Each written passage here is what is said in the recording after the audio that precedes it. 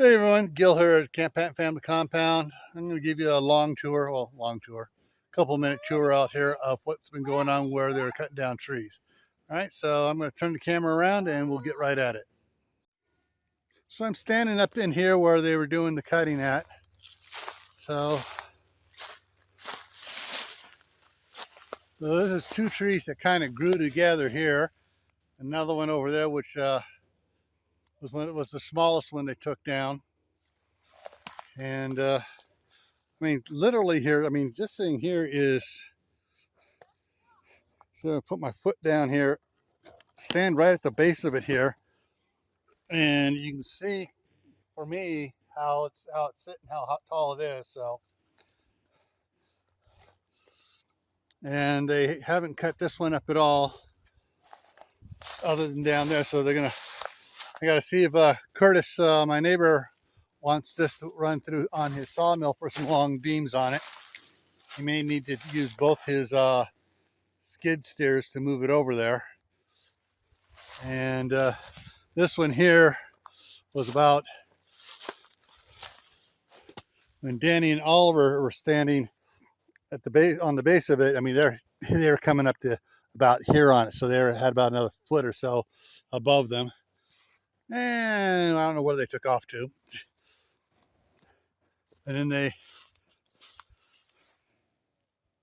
cut the tree. You know, they had several trees grow together there, and they cut that out of there. And that's this one here. And so this is not actually a limb. This is another tree, just because the base kind of grew together. That's how big this friggin' base is here. I mean, it's just size pieces going down there. So got a lot of little pieces I still need to gather up and haul over with my tractor. The bigger ones we're going to just leave out here enough to get everything cleaned up here. I'm going to be coming in here tomorrow with the tractor and raking all the small stuff up till they can run it through the chipper shredder. And here comes Oliver. And you look how big those are. And the kids, it's a mountain for these guys. And over here, so this was the compost pile I've been turning and pulling stuff with to put into the garden. As you can see,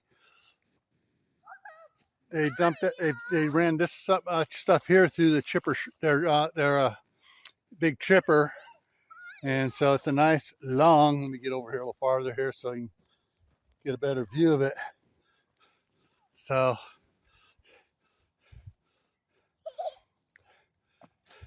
there's that pile there, and so they'll be back on next week, and then they'll finish taking down that conglomeration of trees there and take these out, and the one next to the grain silo that Brandon was using as a pig house. And then they're going to take down this one here out in front, and they're going to thin on these other ones a bunch they can. They may, on this one here, seeing what they did today, and with their picker, they may be able to pull most of the stuff off here and pull these down so it falls down over in this area here. If they do that, they'll take all of that one out, and they may or may not, then once that one's taken out, may be able to take that one straight at me here and run around and drop it off out in this area here towards the corner of the shop. And if they can drop that one that way, or drop it so it falls this way here and land out there, that'll I like that a lot better than get another complete one out and get that one there to fall out this way here. We'll see what happens. But then they're going to be taking a half to 2/3 of this big monster there out. This one here in front, of course, is coming down, so it's the ones behind it there. That's the one with the base on it that's about 8 foot across. So yeah, so that's what's been went on today. And They had, I think they had like 7 guys on their crew out here cutting, and I was moving this pile here over here with my tractor. And I pull up there, and one of their guys and me would just start throwing stuff in. I'd run it over here, and they said it was a lot quicker than what them trying to move it. So they were able to take down more. And then down over here, what I did at first, I just started doing stuff on my own that they had cut up and brought over stuff over here. I even looked to see, I was dumping stuff in the trailer, so I dumped that much there into the trailer here. And then I dumped this behind it here. So I was just trying to figure out where I was going to put it, and then I started moving it up over there. So that's it. Push it back up in the pile, Oliver. There you go. All right. So, but the gardens, I've been piling up in there on the pallets up under the under the cover on the patio there to have some dry stuff for the winter in case the power goes out. Most of this wood is going to be set up and done for emergencies, for when the power is out or the gas gets disrupted. I'll probably have several years worth stacked in one of the cargo containers across the street, unless I'm able to get them moved over here. Probably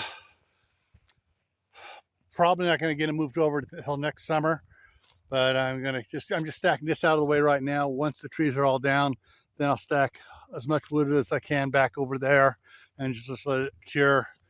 And then once I get concrete poured out here and get the cargo containers moved over here, then those cargo containers, the green and orange one, will be over here, and we'll start filling them with firewood.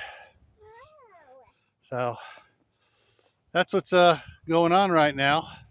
So hopefully you enjoyed this little video. Oh, I almost forgot what happened. The first tree, they had that tree there, when they were dropping it down, they had cables on it hooked up to one of the big trucks pulling on it to guide it away from the fence.